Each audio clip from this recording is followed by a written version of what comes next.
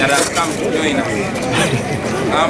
I must, before I leave this platform, condemn in the strongest terms the double standards of the Museveni regime. You've all seen that NRM candidates are going around undisturbed with their campaigns. They've gone ahead to stage rallies and meetings, but whenever our people come together, they are attacked by the police. We condemn that, and we know we're working so hard to bring that impunity to an end, and we sure shall bring it to an end. And finally, I also want to clarify on the issue of candidate selection. We know that the People Power Movement and its political wing, the National Unity Platform, is growing stronger by the day. And yes, we have heard from different parts of the country that some comrades are either being confused unknowingly or deliberately. I want to clarify that according to the laws of Uganda, you cannot belong to two political parties. You cannot belong to two political formations. So the business of presenting People Power or National Unity Platform candidates, but with other political formations, it is something that must be ironed out from our secretariat. There is nothing like anything else an NUP. You are either NUP or not.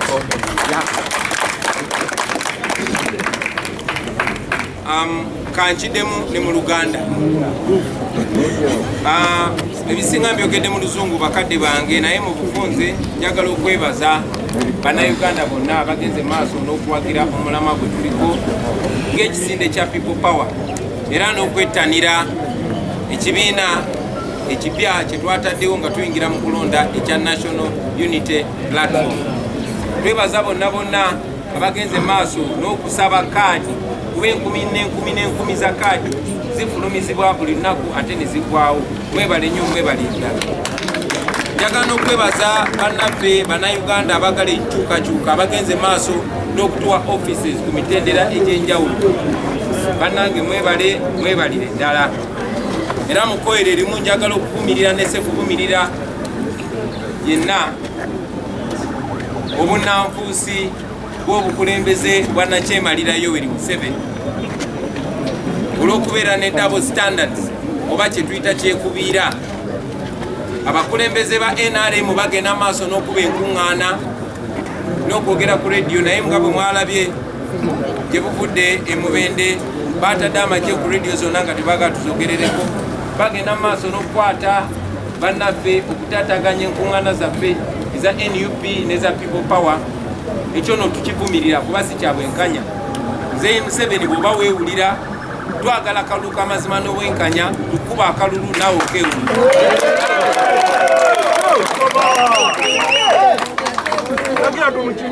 Muze mubalaba baminisita Bamuyanja Mbabaali, ba Mike Mukula n'abalala abafaanana bwe batyo, ne Vice President yennyini ng'akuba enkuŋŋaana ng'asala ne dansi nga teri amukwata ku mukono ng'akumirwa abasirikale n'abapoliisi. Era njagala okwongera bannaffe amaanyi tebabalimbalimba n'ebiteekateeka bino bye bateekawo. Oli bw'ateekawo etteeka ye kennyini n'ataligoberera liba teririiwo. Ebyo Betty Ruth Achenge, minisita w'ebyobulamu, byayogera ate n'atabigoberera, temubigoberera. Ebyo Betty Ruth Achenge byateekawo ate n'atabigoberera, temubigoberera, yenze mbagambye.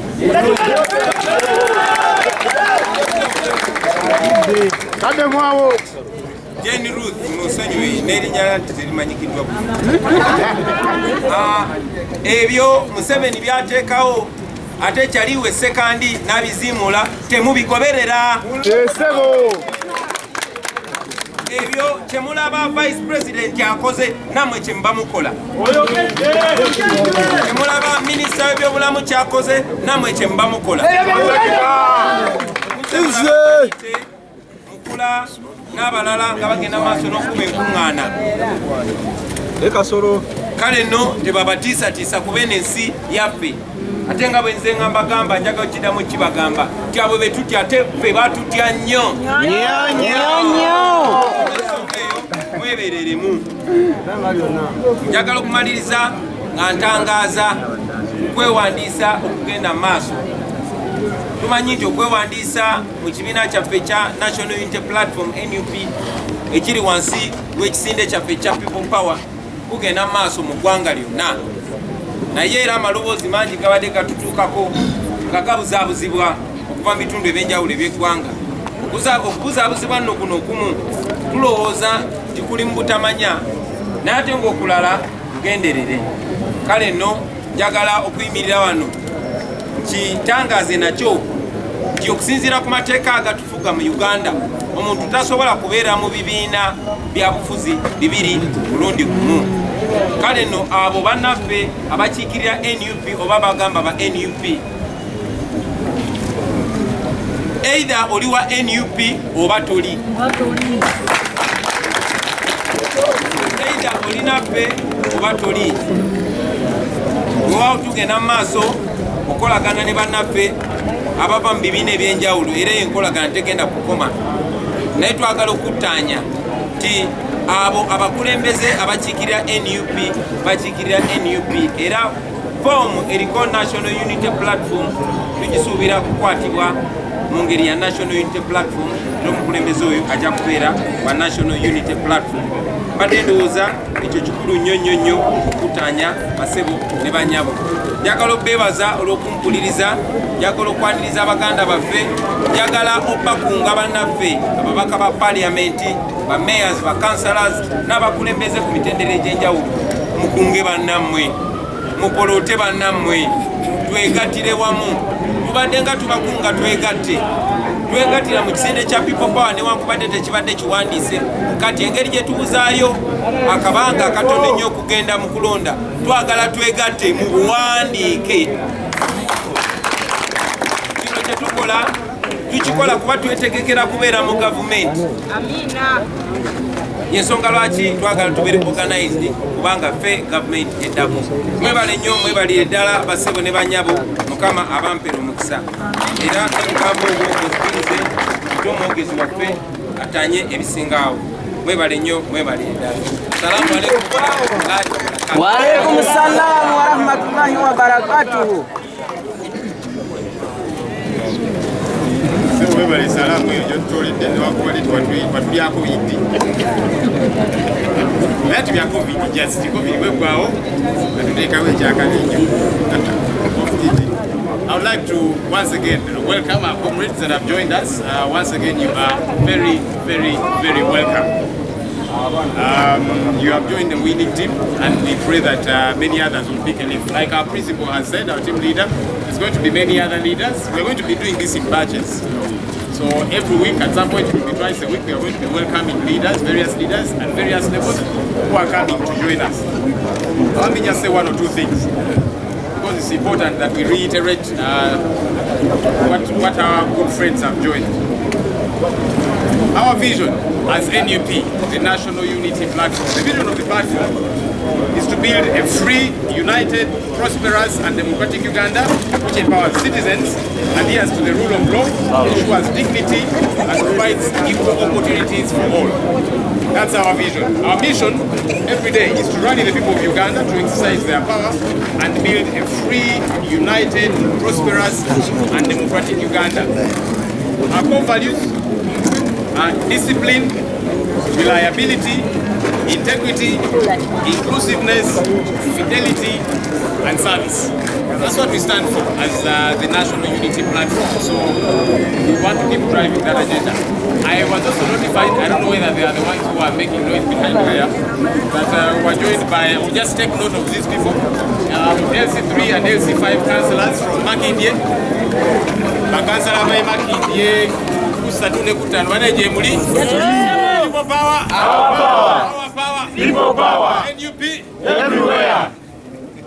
Okay, tuina ne banaffe councillors abafudde Katabi, Katabi town, bana we muli mubirireko NUP! Everywhere! Katabi! Everywhere! Okay, tuina ne bannaffe abafudde e Kawempe, Kawempe Republic. Kawempe gye muli? NUP? Everywhere. Kawempe? Everywhere. Alright. Tuina ne bannaffe abafudde e Lubaga. Oyogedde! People power! People power! Everywhere! Ne bannaffe abavudde wawala betwogeddeko. Ab'ennakawa gye muli?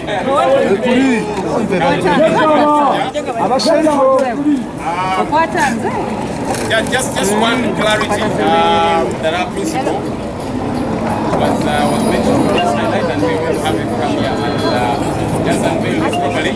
So we have been having people coming here to our headquarters to register as NUP members, and we have been giving them party cards. But we want this to roll out across the country, various parts of the country, because we are cognizant of the fact that not everybody has capacity to come here to our headquarters. So we are going to roll them out to different parts of the country, to northern Uganda, to western Uganda, to eastern Uganda, to various parts of central Uganda, because not everybody has the ability to come here. So we are going to be unveiling these registers. They will be out there. Please do go and register for those that are willing to join NUP. Get your party membership card. Like we said previously, the card costs only 1,000 shillings, but there are those who are willing to pay a bit more to donate to the party activities. You're very welcome to do that. Ennaku zino eziyise tubadde ne bannaffe abajja wano kwewandiisa mu kibiina kyaffe ekya NUP era nga bafuna kaadi zaabwe. Naye tukimanyi nti si buli omu alina obusobozi obujja wano ku kitebe kyaffe ekamukya. So olunaku olwaleero tugenda tongoza ebitabo bino registers bigende mu bitundu by'eggwanga ebyenjawulo kubanga tubadde tufuna amasimu okuva mu mambuka, okuva mu west, mu east n'ebitundu bya centre ebyenjawulo nga bagamba baagala okufuna kaadi zaffe. So omukulembeze waffe agenda tongoza ebitabo bino bigenda batuukako gye muli yonna mu north, mu west, mu east n'ebitundu bya central ne Kampala ebyenjawulo. Kirabike nga si nti buli omu alina kujja wano ku kitebe kyaffe.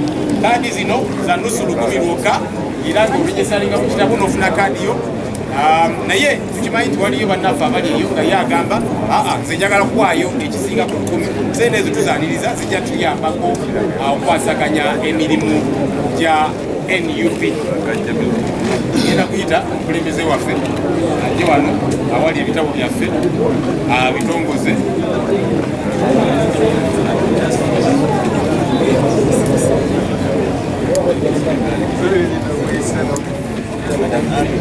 Okay, we'll also have the other leaders coming along and with our umbrellas. Okay, we'll take the umbrella picture afterwards, but for now we are just going to unveil this.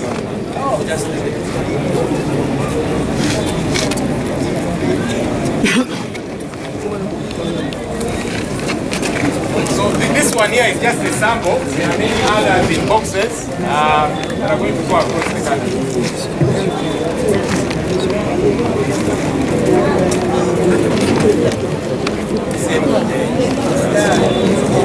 People power. Our power! People power. Our power! NUP. Everywhere! Everywhere. NUP! Everywhere. NUP! People power. Our power! Our power. People power! Ra. Ra! Hey. Zawa pate, Kabula nyingi, zawa pete, NUP, zawa pate, Kabula nyingi, zawa pete, NUP, zawa pate, Kabula nyingi, zawa pate, zawa sabo, Ambera, zawa sibo.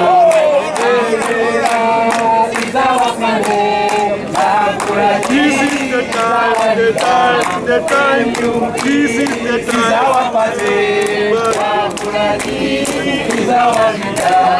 Our power.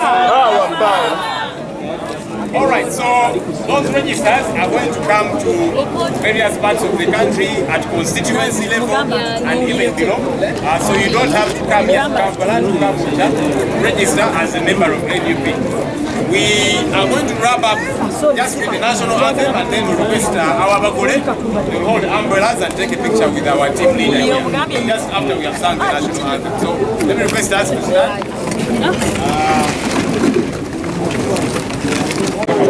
okukola nzija nabo ugatte kubannanga atulabe nga tutambula tubeerere eri abantu kuba twagala okuweereza era nze ng'omusajja omuweereza kakasa ndigenda kukwata ku mukono bannange bonna tulabe nga tusula pate ya NUP baba ntebera ku ntuuka Honorable Nakawa bagisazeemu tulina Nakawa East ne West mwadde n'olukiiko ebitono ki byosobola tubuulirako kibi ebituuseeko mu kwogezeganya ne mwami Ssenyonyi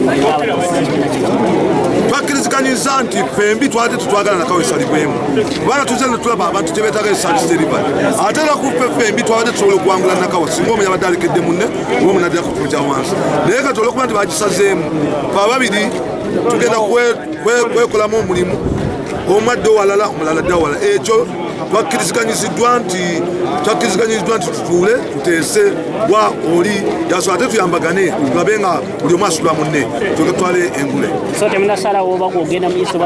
tetunaba kusalawo wa buli omu alaga naye nga tugenda kutuula lunaku olwokusatu etulina okuba ntusazeewo tulabe nga tuyambagana buli omu ayambeko munne kubanga buli omu alina enkito ku mulala noyeze bwe tugatta ebibiri ebyo oli byatalina n'obigatta ku ono tujja kuyambagana bulungi waliwo Ssenyonyi wali Supiriya ate nange waliwo wendi Supiriya naddala awo tuba tugasa amaanyi ago tugenda kukuga ekintu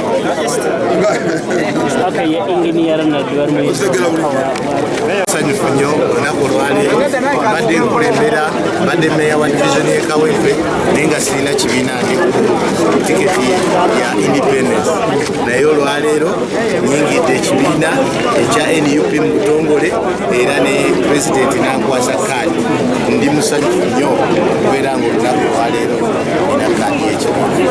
Minisita Betty yayimirira ewumu n'akakasa pulezidenti Museveni olwaleero obumenyeewo ogenda kikola otya? Yes, ekigambo ekyo bulijjo nnoonya akaseera akalungi wenteekwa okumenyerawo obulimba obwakolebwa Minisita Betty Katumba okugamba nti nno Pulezidenti Museveni agenda kufuna 8 ku 10 mu Kampala. Ekyo njagala nfunye akaseera akalungi olwaleero nga tuyingizibwa mu kibiina ekipya ekya NUP okulangirira nti eyo statement yali ya bulimba, statement entuufu eri nti Honorable Kyagulanyi People Power NUP egenda kufuna ebitundu ebitaka wansi wa 9 ku 10 mu bululu bujja mu Kampala district.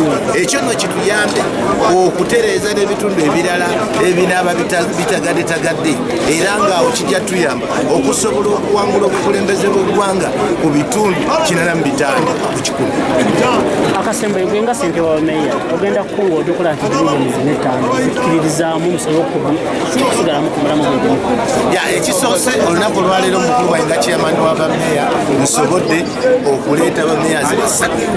Mbadde wano ne bameyazi tubadde bameyazi basatu ab'ekibuga Kampala.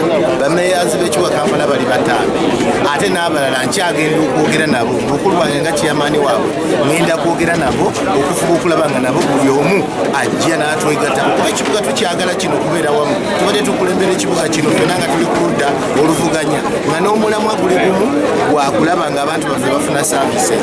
Ebizibu bye tubadde tutomera naddala ebibadde by'okubeera nti n'ensimbi n'obuyinza tebituweebwa nga bwe biteeka okutuweebwa bibadde ku nfuga embi ey'omukulembeze Museveni. Kati olwaliro luno nga tulwanirira abantu baffe teri kirala kyonna ky'oyinza kugamba meeya yenna okuggyako okwegatta ku mukundo guno gw'okukyusa obukulembeze bw'eggwanga nga tukakasa bwe tunaakyusa obukulembeze bw'eggwanga tujja kusobola okuwa abantu baffe services okusinga nga bwe zibadde ziweebwa.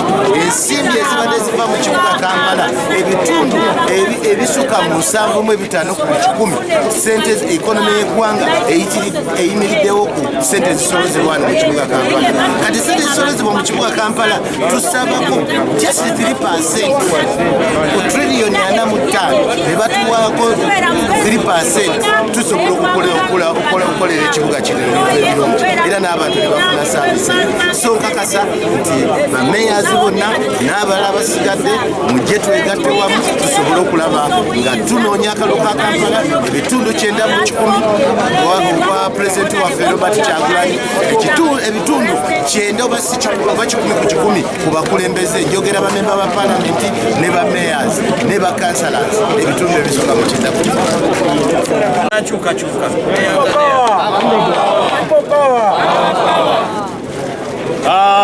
amanya Alhaji Latif Sebagala Sseŋŋendo omubaka w'abantu b'e Kawempe North nakikolokolo lw'eggwanga era imamu wa palamenti. Ndi musanyufu nnyo olwaleero okubeera nti ku ssaawa eno ndi memba omujjuvu owa National Unity Platform era nkakasa bulungi nnyo nti olwaleero abadde beebuuza Latif Sebagala Sseŋŋendo oluvannyuma lw'okuva mu kibiina kye walimu emyaka kati nga 8 emabega kaakati oliriddawa njagala kutegeeza bannakawempe North bakama bange nti olwaleero oluvannyuma lw'okulowooza ennyo n'okulaba ebigendererwa by'ekibiina kino n'omukulembeze alengera ewala munaye Robert Kyagulanyi Ssentamu nsazeewo Latif Sebagala Sseŋŋendo nyingire ekibiina ekya NUP. Tujja kukola kyonna ekisoboka okulaba nti buli kaalo konna buli muntu yenna awagira NUP. Era tujja kulaba ensonga yonna Honorable Kyagulanyi afuuka pulezidenti w'eggwanga lyaffe nga buli nnyumba Honorable Kyagulanyi yafuuka ekikopo ekinywerwamu caayi. People power! Our power! NUP! Amen.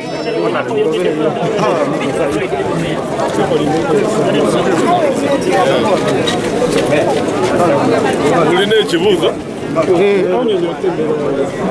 Nze tumanyiga muna NRM era munikale mukadde kadi ya NRM tusaba kutuula mu kikiseewo olwaleero lwaki tegeeza gy'oli lwaki obudde mu NRM nze Kamwakookera omubaka w'Emanji ambadde wa NRM era NRM engeri gye batuyisaamu obubi engeri gye bava ku mulamwa gwa ssemateeka ow'epate eya NRM kati epate eya NRM ekolanga kampani limited by guarantee eriko nanyini n'aboolubatu abagifuka tebakukkiriza kubeera nti obeera n'obwogerero nga ssemateeka bwegamba awo kwe kugamba nti buno obuvumbo bwe nayingira tebwali bwampeta ne NRM olw'okuba obwempeta mulayira ndi mu bubi ne mu bulungi awo ne mbagamba nti engeri gye muvudde ku mulamwa awo nkwabulidde nga NRM wekuyingira National Unity Platform